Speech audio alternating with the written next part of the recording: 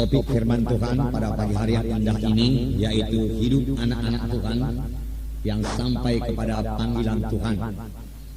Jadi bukan hanya sekedar selamat saja, tetapi kita sampai kepada maksud Tuhan di dalam hidup kita. Kita akan membaca, saudaraku, seturut dengan pembacaan Alkitab kita, yaitu surat Paulus kepada Timotius. Surat ini ditulis Paulus dari penjara, karena Paulus dipenjarakan karena berita Injil. Memang Paulus dipenjara, tetapi berita Injil tidak bisa dibelenggu. Paulus sendiri berkata, Injil yang kuberitakan tidak akan pernah terbelenggu. Surat ini dikirimkan Paulus supaya Timotius, saudaraku, sampai kepada panggilan Tuhan. Inilah surat penggembalaan yang dikirimkan Paulus kepada Timotius. Timotius harus melayani, harus menggembalakan. Tetapi bukan Timotius saja yang harus melayani. Semua kita juga harus melayani. Karena semua kita ini, saudaraku, adalah anggota tubuh Kristus. Kita mempunyai tempat dalam tubuh Kristus. Oleh sebab itu kita juga mempunyai pelayanan kita masing-masing di dalam tubuh Kristus. Sama sebagaimana anggota tubuh saya ini. Semua anggota tubuh saya ini berguna. Semua anggota tubuh saya ini berfungsi. Barulah saya bisa berfungsi dengan baik. Demikian juga halnya dengan gereja Tuhan. Gereja Tuhan dapat berfungsi dengan baik kalau semua anggota tubuh Kristus atau anggota gereja itu berfungsi dengan baik.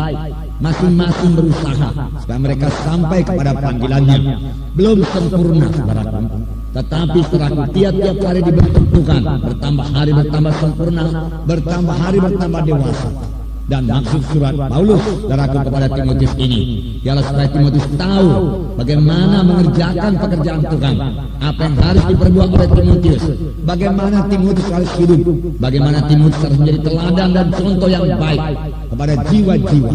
Walaupun Timotius masih muda, saudaraku, Tuhan mau memakai Timotius.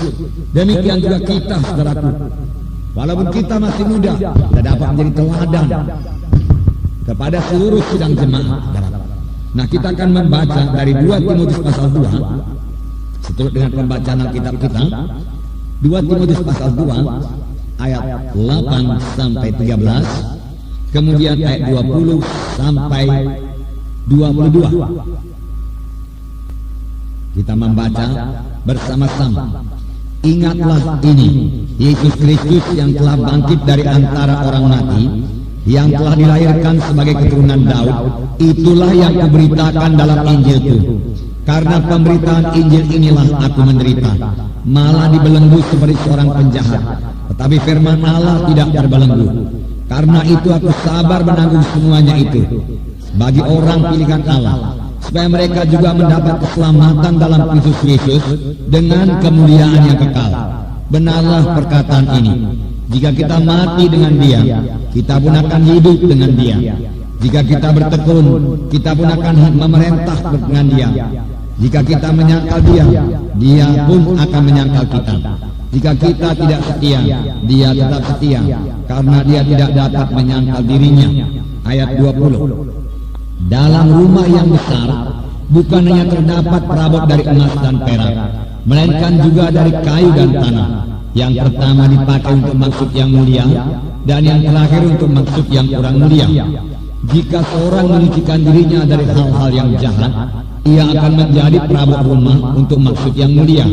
Ia dikuduskan, dipandang layak untuk dipakai tuannya, dan disediakan untuk setiap pekerjaan yang mulia. Sebab itu jauhilah nafsu orang muda, kejarlah keadilan, kesetiaan, kasih dan damai bersama-sama dengan mereka yang berseru kepada Tuhan dengan hati yang murni. Nah, di sini diterangkan supaya Timotius berhasil dalam panggilan Tuhan. Timotius juga harus mencek beritanya. Paulus mengatakan bahwasanya berita yang dibawa Paulus adalah berita Injil. Apakah berita Injil itu?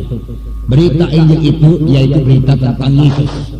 Paulus mengatakan tadi, berita yang dia bawa adalah tentang Yesus Kristus yang telah bangkit dari antara orang mati, yang dilahirkan sebagai keturunan Daud. Itulah yang kuberitakan. Jadi Yesus anak Allah yang telah menjelma menjadi manusia. Tidak ada dosa dalam Yesus. Tetapi semua dosa manusia yang dipikulkan kepada Tuhan Yesus. Itulah sebabnya Yesus disalib karena kita. Inilah berita Injil. Inilah berita yang disampaikan Paulus. Inilah berita yang harus disampaikan oleh Timotius. Inilah berita kita juga, yaitu berita-berita tentang Yesus. Berita-berita tentang Yesus selalu diteguhkan Tuhan Yesus dengan tanda-tanda yang menyertainya. Kalau saudara, berita kita kurang dari tanda-tanda yang menyertai, perlu kita mencek kembali berita apa yang kita beritakan. Karena Tuhan Yesus hanya meneguhkan berita yang kita beritakan. Begitulah baiknya Tuhan itu, saudara. Kita membaca pada waktu Tuhan melayani di bumi ini, saudara, maka jiwa-jiwa menerima kuasa Tuhan. Tetapi dari manakah mereka menerima kuasa Tuhan? Dari iman. Dari manakah datangnya iman ini? Iman datang daripada pendengaran akan firman Tuhan. Seorang perempuan yang sakit 12 tahun dalam Markus 5, saudara sudah mengetahui ceritanya. Dia keadaannya makin parah, penyakitnya makin parah, dan dia telah menghabiskan uangnya untuk berobat. Keadaannya sebenarnya sudah tidak ada harapan lagi secara manusiawi. Apakah yang memberikan pertolongan kepadanya? Firman Tuhan mengatakan dia mendengar berita-berita tentang Yesus. Dan berita-berita tentang Tuhan Yesus ini menumbuhkan imannya. Sehingga dia berkata, kalau aku jamah saja jubahnya, aku akan sembuh. Ini tertulis dalam Markus pasal 5. Dalam Markus pasal 1 dikatakan, inilah berita, contoh-contoh berita yang didengarkan oleh perempuan yang sakit 12 tahun ini. Sebab dalam Markus pasal 1 dikatakan mengenai seorang yang berpenyakit kusta. Dia berseru kepada Yesus, Yesus anak Daud, kalau engkau mau, engkau sanggup menyembuhkan aku. Dia tidak bimbang akan kesanggupan Tuhan Yesus. Hanya dia bimbang apakah orang seperti aku ini bisa menerima pertolongan Tuhan. Aku kelihatannya tidak layak. Banyak juga orang demikian sekarang ini. Bahkan untuk menerima keselamatan saja, banyak orang merasa dirinya tidak layak. Padahal keselamatan itu adalah anugerah Tuhan semata-mata.